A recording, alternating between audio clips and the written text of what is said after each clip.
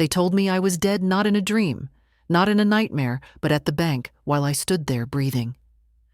My own son signed the papers that buried me for money. But he forgot one thing: the dead sometimes walk back into the light, and I came back to claim my name. The air still smelled of salt and rain when Evelyn Brooks, 76, stepped into the first Clearwater Bank. Her cane clicked softly on the marble floor, a rhythm against the hum of broken air vents still drying from last week's hurricane. Outside, palm fronds drooped over cars like defeated flags. She smiled politely at the young teller behind the glass. "Just need to transfer some funds, dear. My roof's still leaking." The teller typed, frowned, and blinked twice. "I'm sorry, ma'am. The system shows this account holder as..." He hesitated. "Deceased." Evelyn laughed, soft, nervous, incredulous. "Deceased? Well, I must be a lively ghost then." But the boy didn't smile. "The date of death is recorded as September 18th. 3 weeks ago." Her breath caught. "That's impossible." The manager appeared, expression stiff. "Mrs. Brooks, we'll have to freeze the account until the county verifies your status." Her voice cracked. "My status? I'm right here." Customers turned. The music in the lobby, a tinny loop of easy jazz, sounded cruelly cheerful. Evelyn's chest tightened as if the walls themselves rejected her existence. Outside, sunlight burned through retreating clouds. She clutched her purse and walked unsteadily to her old Buick. The seat smelled faintly of mold. She sat motionless, fingers trembling. Her reflection in the mirror looked pale, foreign. "They think I'm dead." A gull screamed overhead. The world kept moving indifferent. Evelyn pulled a small notebook from the glove compartment, her lifelong habit for budgeting birthday's groceries. In the back pages, one entry gleamed in shaky ink. Sep 12. Ryan brought insurance papers. Signed. Rain began again, gentle but cold. She whispered, "Ryan, what did you make me sign?" Morning light broke through the low clouds as Evelyn Brooks parked outside the Pinellas County Records Office. The building was a gray slab, windowless, indifferent, the kind of place where paper lived longer than people. She pressed through the door. The air smelled of toner and mildew. A young clerk behind the counter chewed gum and barely looked up. "Form of request?" he asked flatly. I was told my death certificate is on file," Evelyn said, clutching her ID. "But I'm clearly not dead." The clerk stopped chewing. "Name, Evelyn May Brooks." He typed, frowned, and then froze. "Yes, ma'am. Certificate of death filed September 18th, signed and notarized." Her voice trembled. "Who filed it?" He hesitated, then read from the screen. "Ryan Brooks. Relation's son." The room tilted.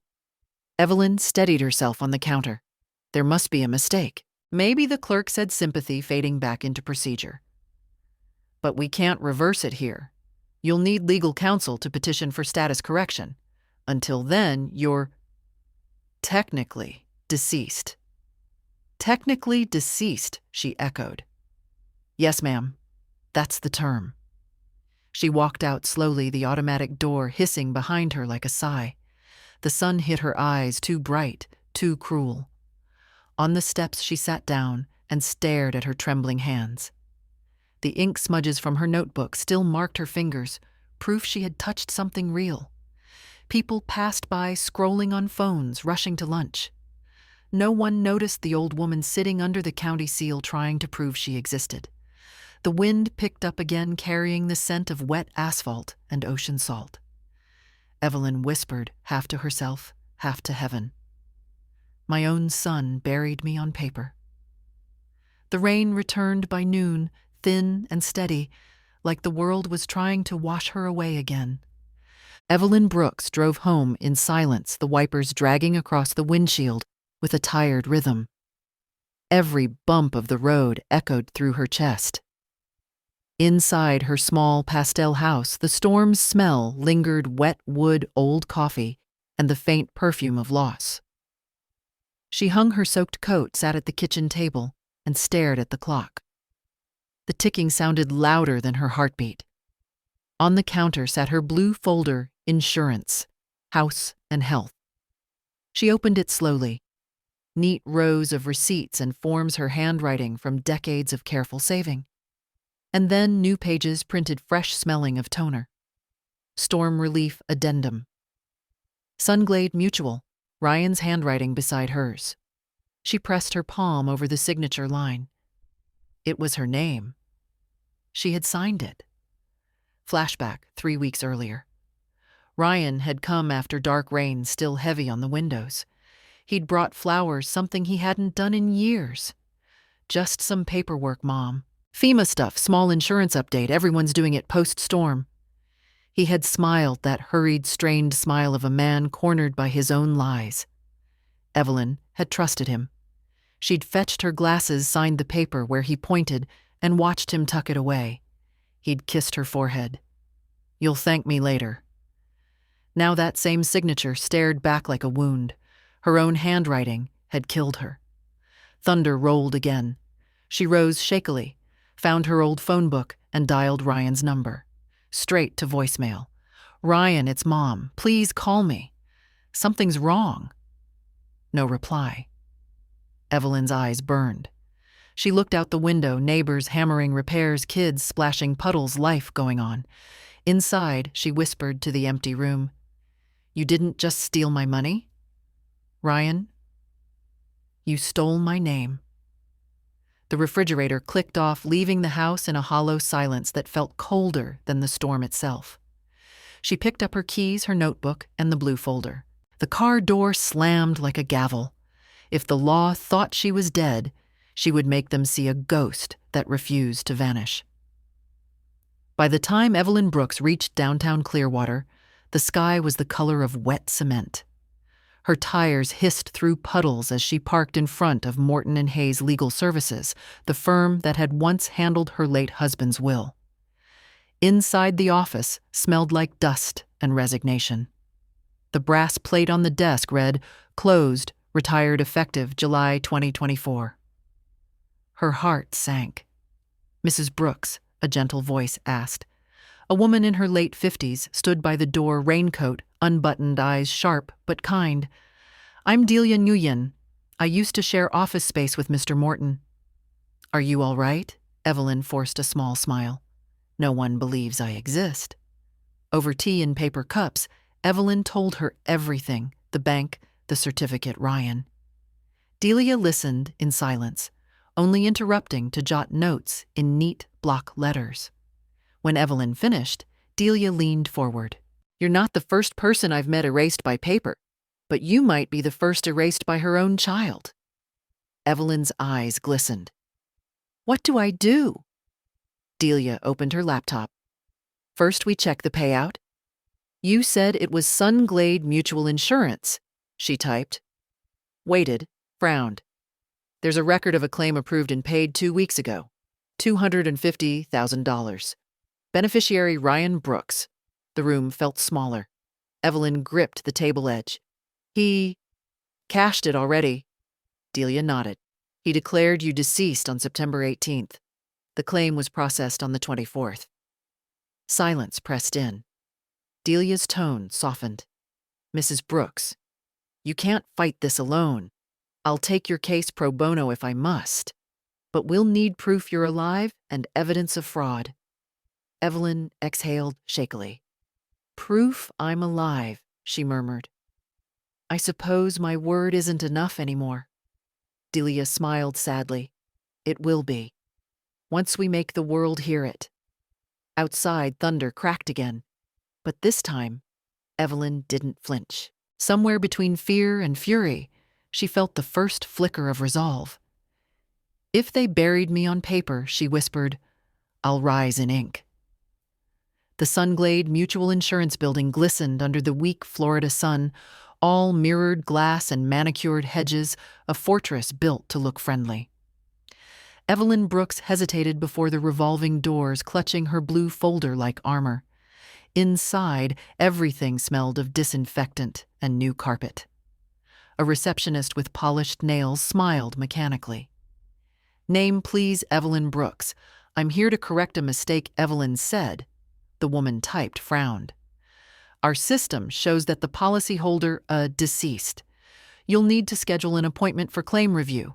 "I am the claim," Evelyn said evenly. "I'm standing right here." Delia stepped forward, voice firm and low. "Attorney Nguyen, representing Mrs. Brooks. We need to speak with your claims supervisor. Now." The receptionist's eyes darted nervously. One moment. Minutes later, a man in a blue suit appeared, perfectly pressed, perfectly detached. "I'm Mr. Andrews," he said. "How can I help you, ladies?" Evelyn placed the folder on the table. "By explaining why my son could bury me without a body." He opened the file, flipped through pages, and forced a smile. "This appears to be a legitimate claim. The death certificate was verified through county records." Delia leaned in. "And did anyone verify the death?" His jaw tightened.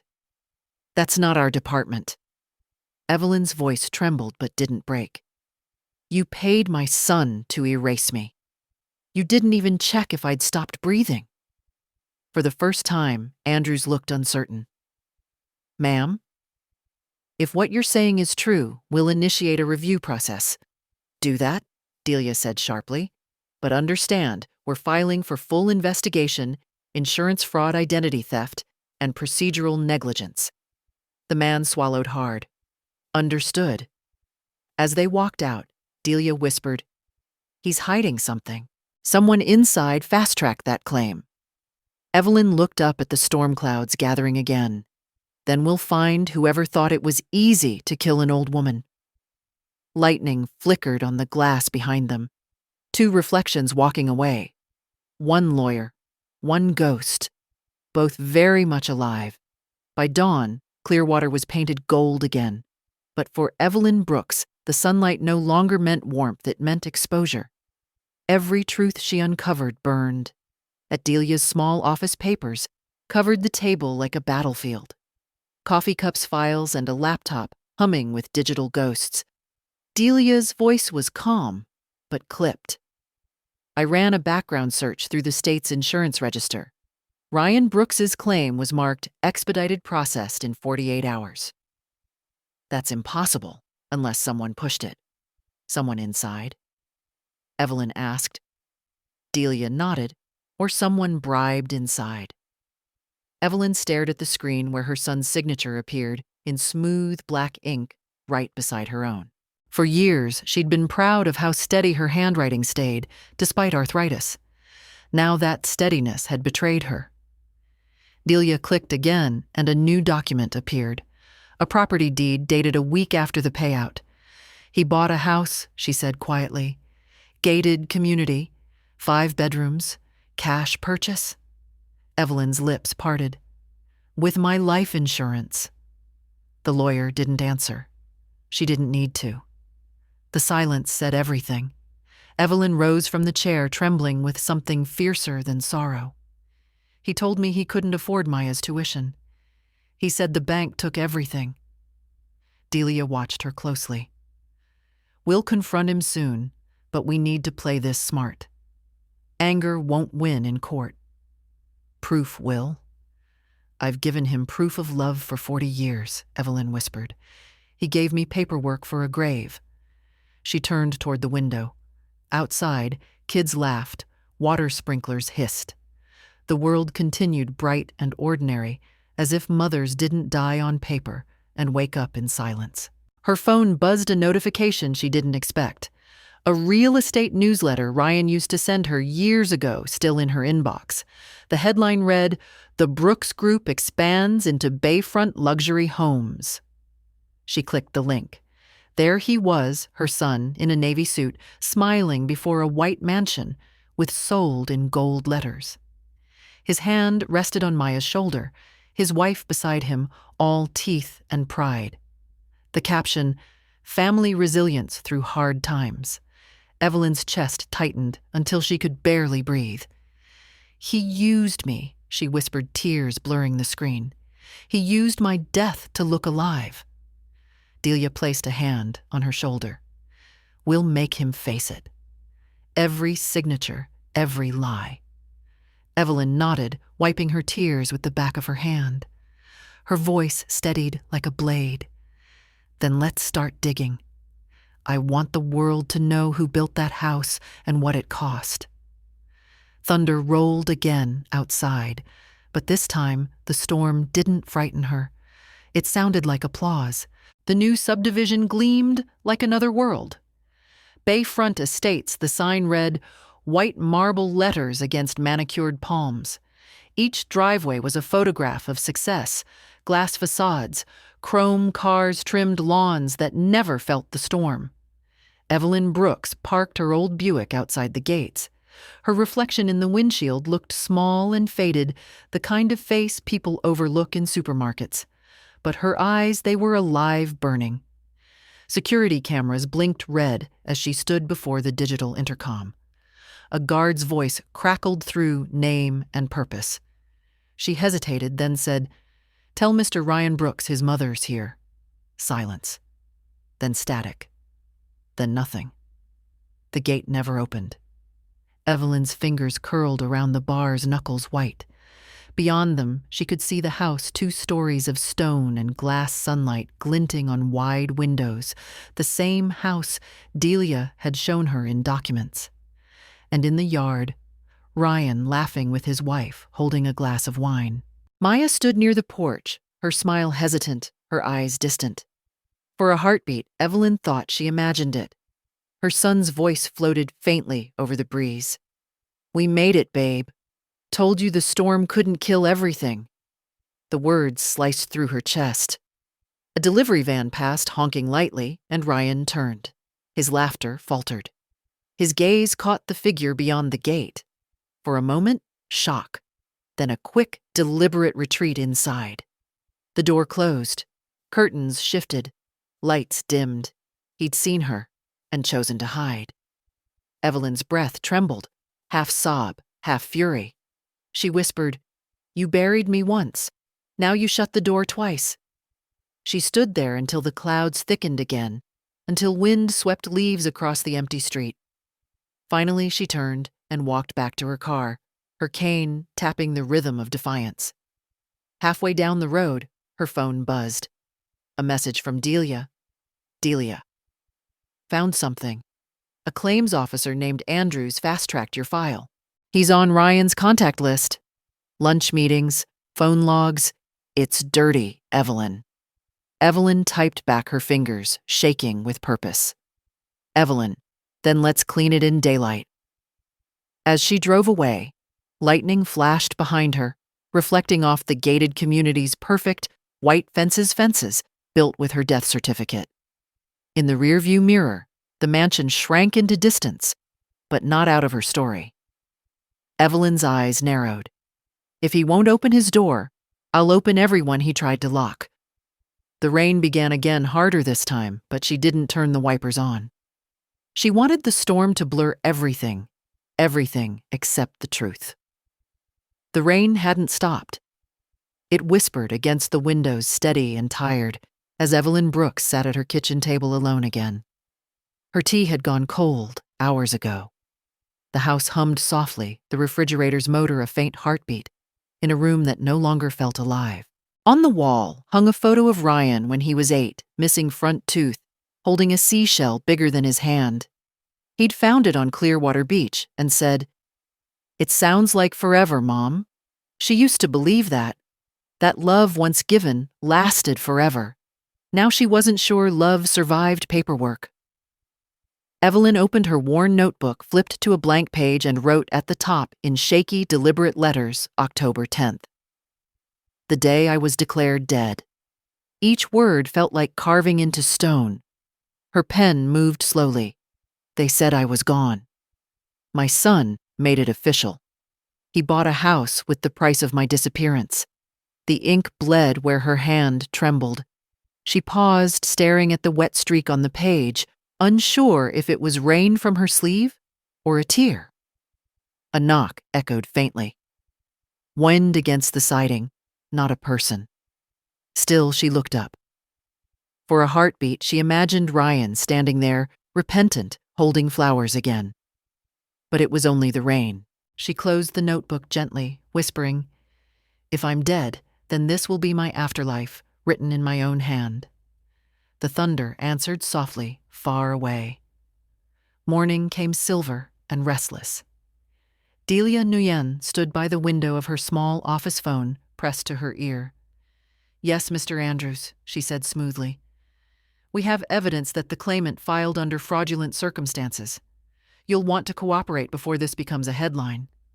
The voice on the other end stammered. Delia smiled faintly. "I thought so. We'll see you in court." She hung up and turned to Evelyn Brooks, who sat across the desk, clutching her notebook.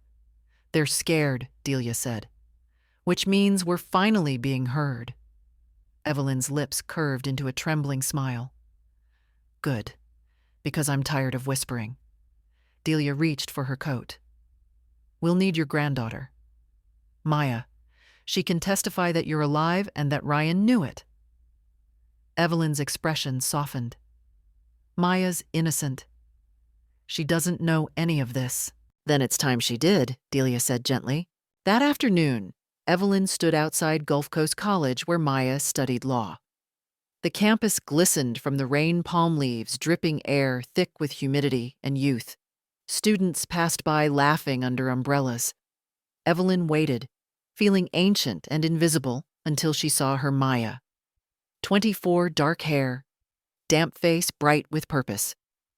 Grandma Maya gasped, dropping her backpack. "You're supposed to be." Evelyn's eyes filled. "I know." They sat on a bench under the awning. Evelyn told her everything: the bank, the certificate, the insurance, Ryan's house. Her voice cracked, but she didn't stop. Maya's face shifted from confusion to disbelief to horror. He did what Evelyn nodded slowly.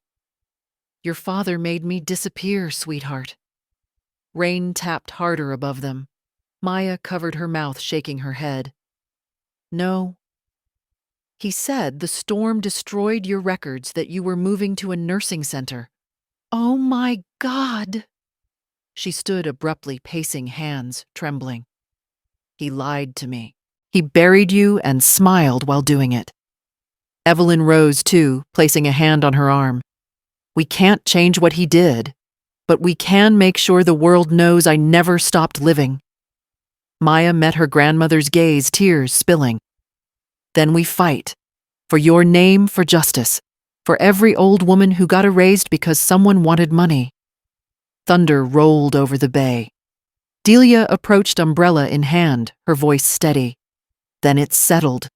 3 women, 1 erased, 1 who believes, and 1 who knows the law. Let's make them remember the dead don't stay silent. Maya took Evelyn's hand, gripping tight. "We'll win this, Grandma. I promise." Evelyn looked toward the clouds, breaking open streaks of light, cutting through gray. For the first time in weeks, she felt something like hope. "The storm took my roof," she said softly, "but not my heartbeat." And together, they walked toward Delia's car. 3 generations moving through the rain, their reflections rippling on the flooded pavement like ghosts reclaiming their shadows. The glow from the laptop cast Ryan Brooks's face in sickly blue light. His inbox pulsed with a new message, subject formal notice, fraud investigation, Sunglade Mutual. He read it once, then again, then slammed the lid shut as if it could erase the truth. From the kitchen doorway, his wife Lauren frowned. "What's wrong?" Ryan's voice was sharp. "They're reopening the claim." "Why?" He hesitated, jaw tightening. "Because my mother won't stay dead." Lauren blinked. "Ryan, what are you saying?" He paced, running both hands through his hair. "It's impossible. I saw the certificate, I filed it, everything was clean. Now some lawyers making noise and Maya's been meeting with them. Your daughter." He froze, guilt flickering behind his eyes. "Yeah, I think she knows." Lauren's voice dropped to a whisper. "Ryan, What did you do?" His breath hitched. "I was drowning, okay. I thought I could fix it later. Nobody gets hurt if it's on paper." He grabbed his phone thumb, hovering over Mom and his contacts. He pressed call. Voicemail. "Mom, listen." His voice cracked into the silence. "We can fix this. Don't make it worse." I didn't mean he stopped himself, exhaling hard. "Just call me. Please." He hung up. The house felt too quiet, the air thick as guilt. Lauren whispered, "You didn't just fake a death, Ryan. You killed trust, and that never comes back." Outside, thunder trembled through the dark. Ryan stared at his reflection in the black screen, his own face looking back like a stranger's. "They're digging up the dead," he muttered. "But maybe I'm the one in the grave." The Sunglade Mutual boardroom smelled of lemon polish and fear. Glass walls framed a perfect view of Clearwater Bay, the kind of view meant to remind clients that money never drowns. But that morning, the sea itself seemed to hold its breath. Evelyn Brooks stepped inside with Delia Nguyen and Maya beside her. The receptionist froze mid-sentence, her pen slipping from her hand. Conversations in the hallway went silent as heads turned. Someone whispered, "Isn't that the deceased claimant Evelyn heard it?" She didn't flinch. At the end of the long table sat Mr. Andrews, the claims officer in his immaculate blue suit. His smile was thin, brittle. "Mrs. Brooks." He greeted, voice trembling just enough to betray him. I must say this is highly irregular." Delia placed a folder on the table with the precision of a blade. "So is paying out a death claim without a body." He forced a laugh. "We followed protocol." "Then your protocol's built on rot." Delia shot back. "You verified a forged document." He blinked. "Forged." Delia opened the folder. Inside were photocopies of the notarized claim, Ryan's signature beside Evelyn's, both pristine.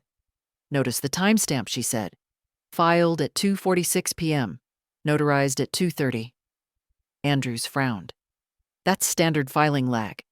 "No, Maya," interrupted, her voice clear and shaking only slightly. "My grandmother was at First Baptist Shelter at that time. I have footage from the security camera." Delia turned her laptop toward him. The video played grainy, time-stamped Evelyn handing out soup ladles in the shelter kitchen. Very much alive. Very much not dead. Andrews leaned forward, color draining from his face. Delia's tone softened, almost pitying. "You paid a man $250,000 to kill his mother on paper. Now tell me again about protocol." The room stayed silent, except for the soft hum of the AC. Finally, Andrews muttered, "The notary's name. It's here, William S. Lewis." Delia slid another sheet across the table. "Already contacted. He denies ever meeting Ryan Brooks. The stamp's real. The signature isn't." Evelyn's voice broke the silence, gentle but cutting. "So my son forged your faith and your seal." Andrews looked at her, truly looked past the age, past the wrinkles, into eyes that had survived storms and betrayal. "Mrs. Brooks," he whispered, I didn't know." Delia stood gathering her files. "Now you do. You'll cooperate with our motion to reopen the claim and issue a formal correction to her legal status." He swallowed hard. "Of course." Evelyn leaned forward, her voice trembling, but sure. "Mr. Andrews, when you approved that claim, did you ever think to wonder how a son could bury his mother without a funeral?" He didn't answer. As they left the boardroom, the whispers followed. "That's her. She's alive." Outside, Maya exhaled shakily. "You did it, Grandma. You made them see you." Evelyn smiled faintly. "Not yet," she said, eyes glinting with quiet fire. "They see me, but soon they'll remember me." The three women stepped into the rain-damp sunlight, the glass doors sliding shut behind them with a hiss like the end of a confession. The walls of Clearwater Police Department were painted a dull beige, the color of silence. Ryan Brooks sat in the interrogation room suite, wrinkled fingers tapping an uneven rhythm on the metal table. Sweat slicked his temples despite the cold air. Detective Harlan Pierce dropped a folder in front of him. "You know what this is, Mr. Brooks." Ryan tried to smile. A misunderstanding. Pierce opened the folder documents, signatures, printed emails. "This misunderstanding involves a forged notary, a false death claim, and $250,000 wired to your account." Ryan's throat tightened. "I was desperate. My business collapsed after the storm. I had investors threatening lawsuits. I thought I could fix it, pay it back before anyone got hurt." The detective's gaze hardened. "You didn't fix anything. You killed your mother on paper." Ryan's voice cracked. "She's fine now, isn't she?" The door opened. Delia Nguyen entered, followed by Maya. Ryan froze. His daughter's eyes were red, but cold eyes that had cried all night and now refused to cry again. "Maya," he whispered, "sweetheart, you shouldn't be here." She stepped forward. "I should have been here the day you decided lying was easier than living." "Maya, I did this for us. For the family." Her jaw trembled. "You didn't save me, Dad. You buried Grandma." The words hit like lightning, sharp, final. Ryan slumped back, breath shallow. "I didn't mean to." Delia's voice sliced through. "Intent doesn't resurrect the dead, Mr. Brooks. You crossed the line between survival and betrayal." Pierce closed the file. "You'll cooperate with restitution. Otherwise, we pursue felony fraud." Ryan nodded. Weakly, eyes glassy. "I'll pay. I'll make it right." Maya stared at him, voice steady, but breaking. "You can't pay back what you killed Dad. Not with money. Not ever." The detective gathered his notes. The room fell silent except for the faint hum of the fluorescent light above. Ryan looked up at his daughter one last time, but she'd already turned away. "You said no one would get hurt," she whispered, leaving the room. "You forgot Hart's coup." The courtroom was small, but it held the weight of the world. Ceiling fans hummed lazily above, trying and failing to cool the heavy Florida air. The wooden benches creaked as spectators filled them, reporters, retirees, and neighbors who whispered the same impossible phrase. "That's her. The woman who came back." At the front sat Judge Marianne Clark, gray-haired and sharp-eyed. She glanced over the file marked State of Florida vs. Administrative Error, Evelyn M. Brooks. Her gaze lifted. "Mrs. Brooks," she said, "please approach." Evelyn rose slowly, each step deliberate, her cane echoing across the tile. Delia Nguyen walked beside her. Maya sat in the front row, hands clasped tight. Judge Clark studied her. "According to this document, you were declared deceased on September 18th. Yet, here you are." Evelyn's lips curved in a tremor of courage. "Yes, Your Honor. I never stopped being here. The system just stopped seeing me." A ripple ran through the crowd. Delia began the presentation.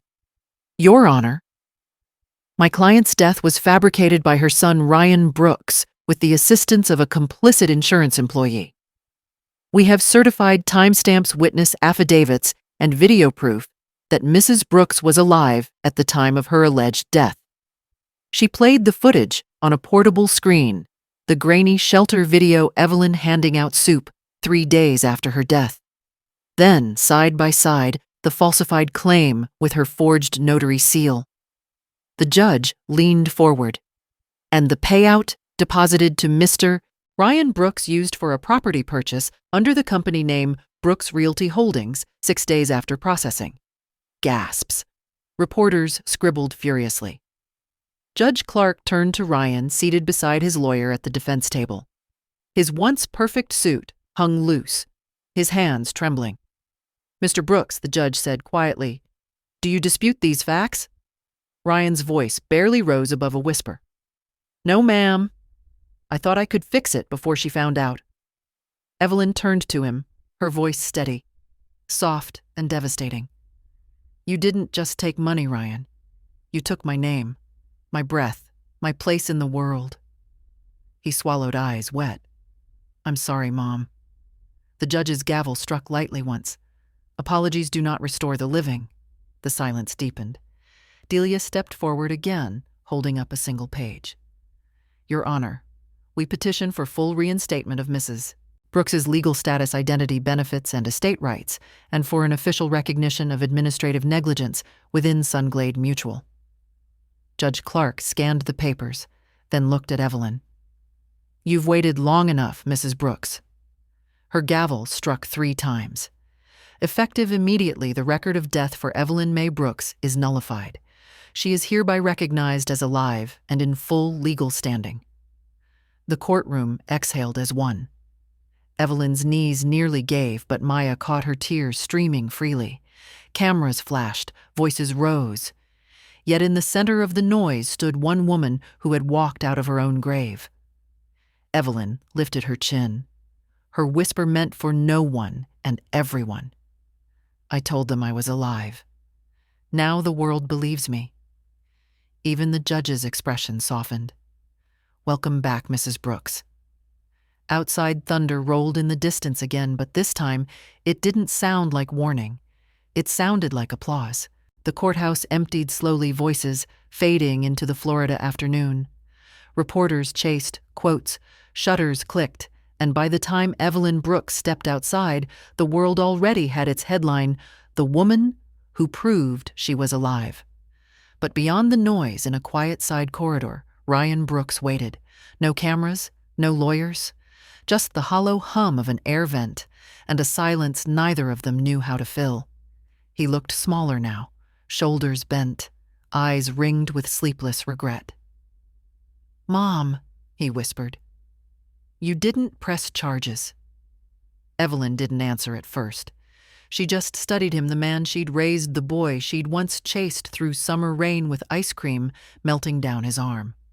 Finally, she said, Jail wouldn't teach you what you need to learn. He blinked. So, you forgive me? Her voice was quiet, steady. No. Forgiveness is a gift. You're not ready for gifts. What I'm giving you is time. He swallowed hard, tears threatening. I just wanted to survive. So did I, she said softly. But you tried to survive by killing what loved you most. He dropped his gaze. I lost everything. The business. The house. Maya won't even speak to me. Evelyn sighed, the sound old and weary.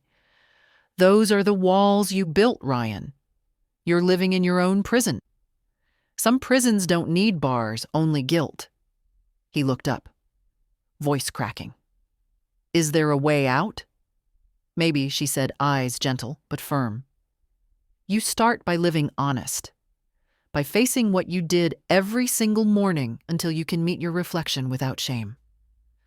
A long silence. The hum of the vent. Evelyn turned to leave Kane tapping faintly.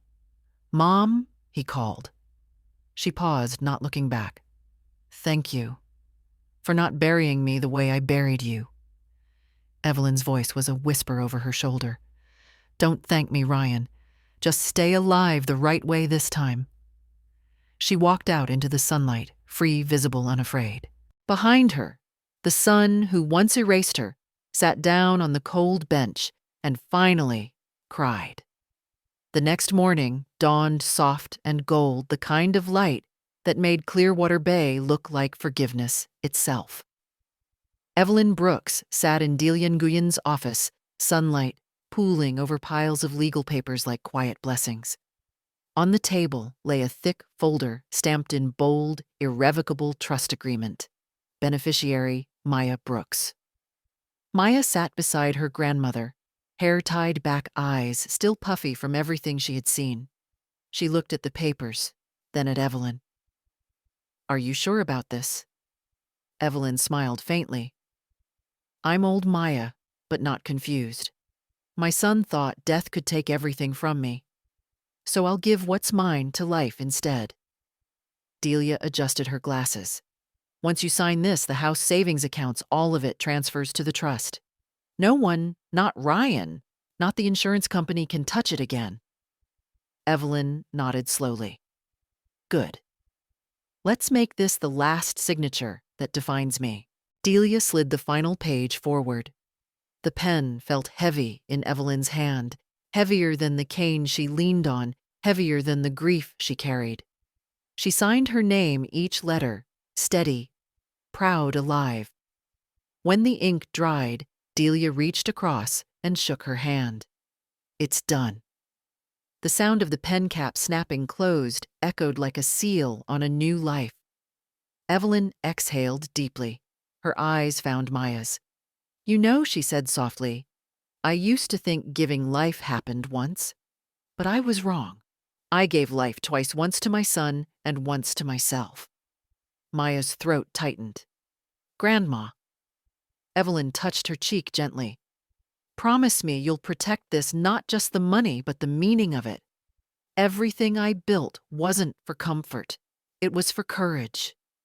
Tears welled in Maya's eyes. I promise, Delia smiled. You've both earned some peace. That's rarer than any inheritance. Evelyn chuckled lightly. Peace, I'll take a cup of tea first. They laughed, quiet, genuine.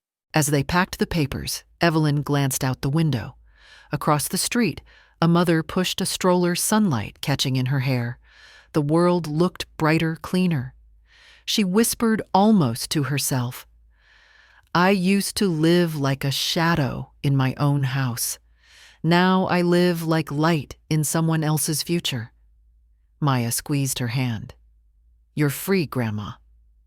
Evelyn smiled, eyes glistening. Freedom isn't always loud.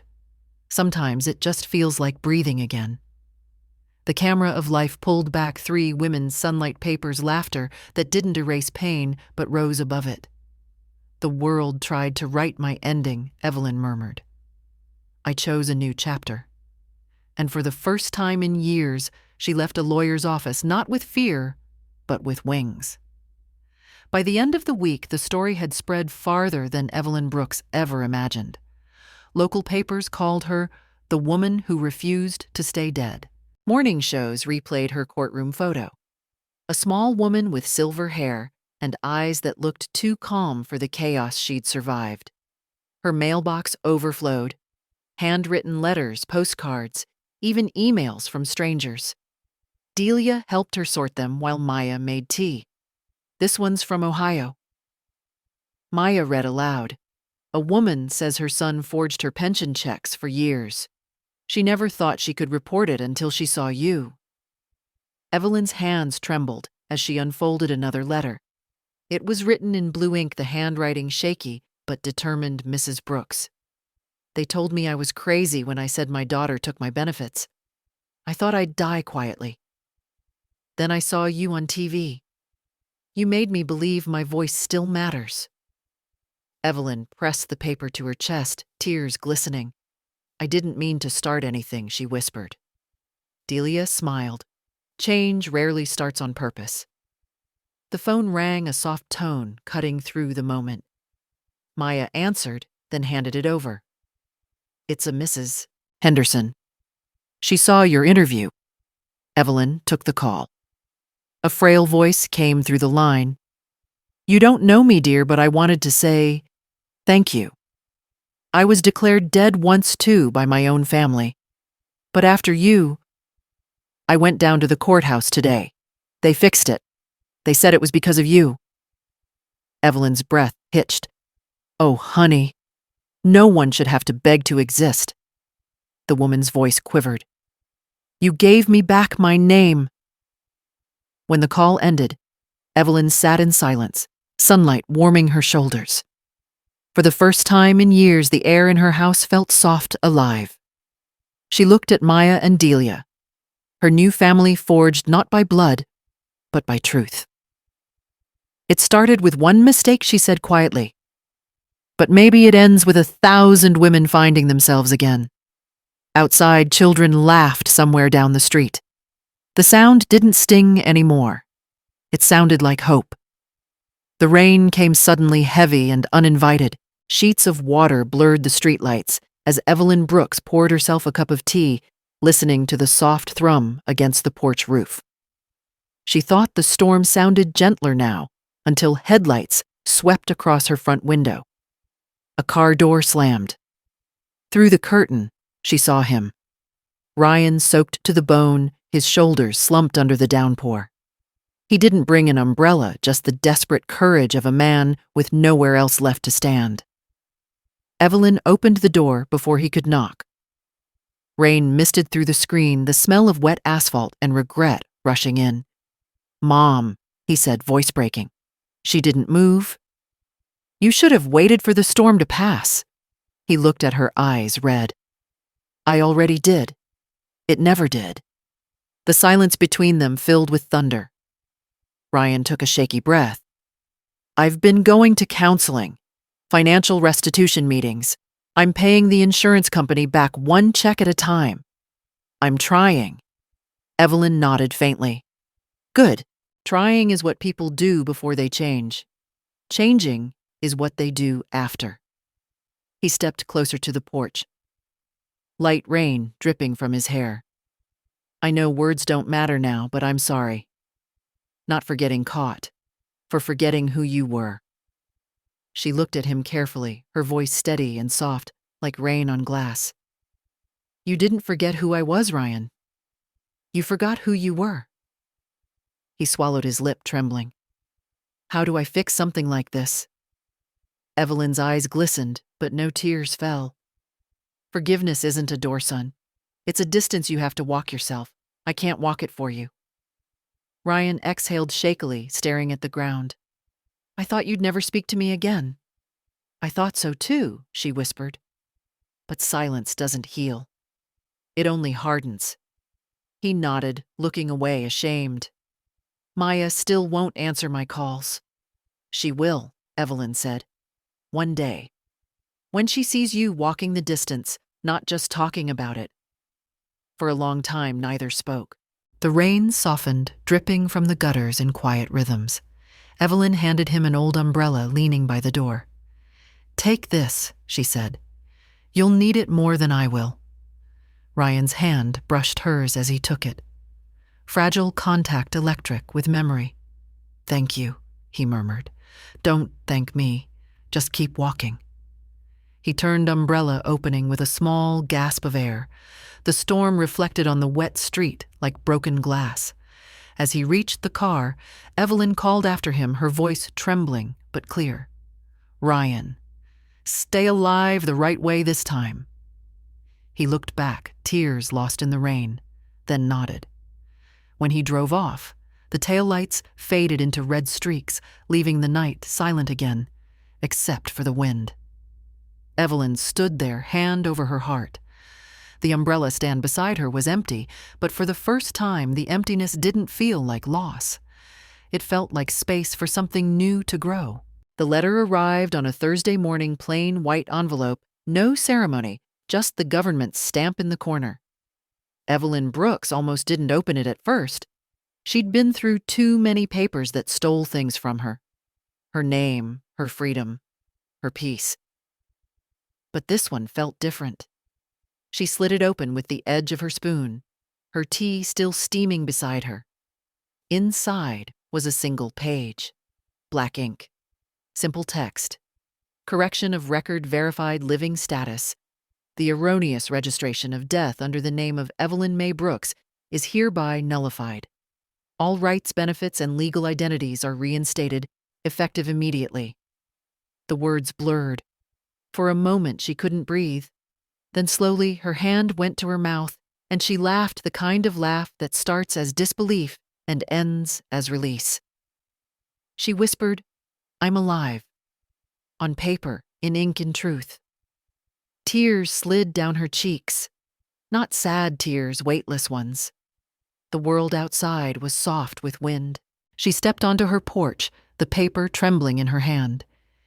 Every tree glistened with the light rain from the night before. The sky had that golden stillness that only comes after storms. A car pulled up. Maya stepped out smiling, wide a small potted sapling in her arms. "Grandma." She said, "We did it." Evelyn grinned through tears. "We're doing it, sweetheart. Still doing it." Together they drove to the edge of Clearwater Beach, where the sand met grass and memory. The sea breathed slow and calm. Maya dug the first hole and Evelyn placed the sapling gently inside. "What should we call it?" Maya asked. Evelyn brushed dirt over the roots.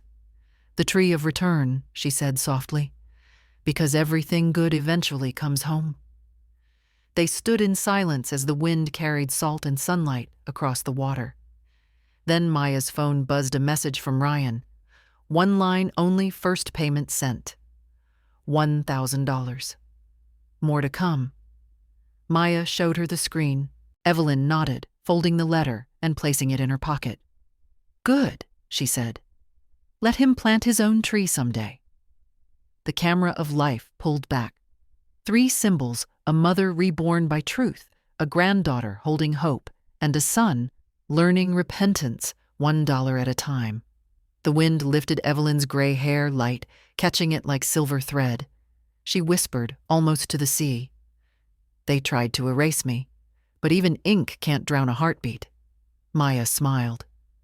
"You're officially alive again." Evelyn squeezed her hand. "No, darling, I was alive the whole time. I just needed the world to notice." The screen faded on their shadows, stretching long across the sand, the young tree bending gently in the breeze, its roots taking hold in living ground. The wind carried the scent of salt and lilacs through the open window as Evelyn Brooks sat at her writing desk. The same desk where months ago she'd written the words, "The day I was declared dead." Now a new page waited before her blank patient, alive. She uncapped her fountain pen, its tip trembling slightly as it met the paper. "The Year I Came Back." She wrote the title slowly, deliberately, as if carving it into time itself. The house was quiet, except for the tick of the clock and the soft hiss of the kettle. On the mantel, a photo of Maya planting the little sapling at Clearwater Beach. Next to it, a letter from the county office confirming her reinstated status. And beside that, an unopened envelope addressed in familiar handwriting, Ryan Brooks. She hesitated before opening it. The paper smelled faintly of rain. "Mom, I've sold my car and most of what's left of the business. Enclosed is the first check, $1,000 toward the restitution plan. It won't erase what I did, but it's something real this time. I'm attending meetings twice a week, trying to stay sober in more ways than one. I don't know if you'll ever forgive me, but I'll keep earning the right to ask. Ryan." Evelyn folded the letter carefully, placed it under the photo of Maya, and smiled faintly. "He's walking the distance," she whispered. "One honest step at a time." She turned back to her notebook. The pages beneath her pen filled slowly with memories not of loss, but of rebirth. The courtroom, the sapling, the laughter over tea. She paused, gazing out the window. The afternoon light danced across the floorboards, golden and alive. Outside, a deliveryman walked by with a radio, playing faintly an old tune from the 1960s that Evelyn used to hum while cooking for her family. She closed her eyes and let the melody wrap around her like forgiveness. Her pen moved again, steady this time. "I thought life ended when people stopped seeing me. But life begins again the moment you see yourself." She underlined the words twice, then set the pen down. The front door creaked open softly. Maya's voice drifted in. "Grandma, I brought pie. Apple your favorite." Evelyn turned, smiling. "Then this must be a resurrection party." They laughed, setting the pie on the table, the air sweet and light. Outside, the young tree of return swayed gently in the breeze, its leaves glinting like coins in sunlight. Evelyn reached for Maya's hand. "Someday," she said, "this house won't hold me. But this story, it'll hold all of us." Maya squeezed her fingers. "It already does." Evelyn looked down at the final lines she'd just written, her voice a whisper as she read them aloud. "I'm not a ghost anymore. I am the story they couldn't kill." The music from the radio swelled softly as the camera pulled back an old woman. reborn through truth, a granddaughter full of hope, and a son, somewhere rebuilding his soul, one payment at a time. The frame faded to gold, the color of forgiveness, survival, and life reclaimed. A year later, Clearwater Bay shimmered under a honey-gold sky. The sea was calm, the sand cool beneath the evening breeze.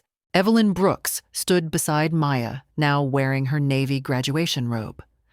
Around them, a small crowd of law students listened, notebooks in hand-eyes full of reverence. Behind her, the tree of return had grown tall, its trunk slim but strong, its leaves whispering softly, as if applauding the wind. Evelyn spoke slowly, her voice both fragile and firm. "A year ago, I was legally dead. They said I didn't exist. But here's the secret: when the world erases you, that's not the end. It's an invitation to write yourself again." The students were silent. Only the waves answered her, their rhythm like a heartbeat. Maya stepped forward, placing a small plaque at the tree's base to the living who refused to disappear. The words glowed in the sunset's light. Evelyn smiled, turning to her granddaughter. "You did it, Maya. You made law mean something human." Maya's voice trembled. "You taught me what justice really is, giving someone their name back." Laughter and clapping rippled through the group. Someone handed Evelyn a seashell polished white and gleaming. She pressed it to her ear. The sound inside was soft and endless, like the promise of tomorrow. She whispered, half to the ocean, half to herself. Maybe death isn't the end, just the world's way of asking if we're still willing to live. The sun dipped lower, painting the sky in amber and rose. Evelyn closed her eyes, breathing in the salt air, feeling the world exactly as it was, whole, imperfect, and alive. As the camera pulled back, the scene framed 3 generations in one shot: the grandmother, who returned the granddaughter, carrying her name forward, and in the distance, a man, Ryan, standing by the pier, watching quietly, hat in hand. He didn't approach. He simply stood there, head bowed, letting the wind carry his silence toward them. Evelyn didn't turn, but she smiled. She didn't need to. Some distances she knew had already begun to close. Night fell softly over Clearwater Bay, the sky deep blue and kind. The tree of return swayed gently outside Evelyn Brooks's window, its branches flickering in moonlight like a living candle. Inside the house was quiet, except for the low hum of the clock and the rhythmic whisper of the sea beyond. Evelyn sat at her desk, the same old wooden one that had carried her through storms, loss, and resurrection. Her hands, though slower now, were steady. A blank page waited before her, its emptiness welcoming, not frightening. She began to write, her pen gliding in slow, deliberate strokes. For Maya and for anyone who has ever been forgotten. There will come a day when you are told you don't matter. It might not be with words, it might be with silence, with absence, with the way the world looks past you. When that happens, remember, this existing is an act of courage. She paused, listening to the wind rustling through the leaves outside. A small smile touched her lips. "I spent most of my life giving time, forgiveness, love, until I had none left for myself. But I learned that coming back to life isn't about being seen again. It's about seeing yourself without apology." Her pen trembled, but she kept writing. "To those who have been erased, fight softly, but never stop fighting. Your name is a melody worth being heard." When she finished, she signed it simply, "Evelyn May Brooks, still here." She folded the letter carefully, slid it into an envelope, and placed it under the seashell Maya had given her, the one that whispered like forever. Then she looked toward the window. The moonlight rested on her face, soft and silver. She whispered, "I'm home." The next morning, the house was bathed in sunlight curtains, billowing gently. Maya arrived early, carrying a basket of muffins and the weekend newspaper. She called out, Grandma Silence answered. Her heart sank a little as she walked through the hallway, then softened when she saw the desk. The window open, the pen capped, the letter waiting beneath the seashell. She unfolded it, slowly, tears blurring the words. Outside, the tree of return shimmered in the morning light. The leaves rustled like whispers, and for a moment, just a moment, Maya swore she heard her grandmother's voice through them. Don't cry, darling. I didn't go away. I simply became part of everything that remembers. Maya stepped onto the porch, the letter pressed to her chest. The sky stretched endlessly above, golden and vast. She looked toward the sea, where a single gull wheeled through the air, its wings cutting across the light. She smiled through her tears. You lived twice, Grandma, she whispered, once in silence, once in truth. The camera lingered. Maya standing beneath the growing tree, reading the letter aloud to the wind. Her voice intertwined with Evelyn's narration, echoing like two generations speaking the same soul. I lived twice, once as someone who waited to be seen, and once as someone who chose to shine. If you ever doubt your existence, remember this story. The world may forget your name, but life never does. As the wind rose, sunlight poured through the leaves in ribbons of gold. The final shot lingered on the tree of return roots, deep in living earth leaves, dancing against an endless blue sky. And somewhere, softly, tenderly, Evelyn's voice whispered, one last time, I was never gone. How did this story touch you? Tell us in the comments and rate it from 1 to 10. If it moved your heart, please like, share, and subscribe. Tap the so you won't miss our next emotional story, and before you go, click on the end screen to discover more powerful, heartwarming tales waiting just for you. See you in the next story.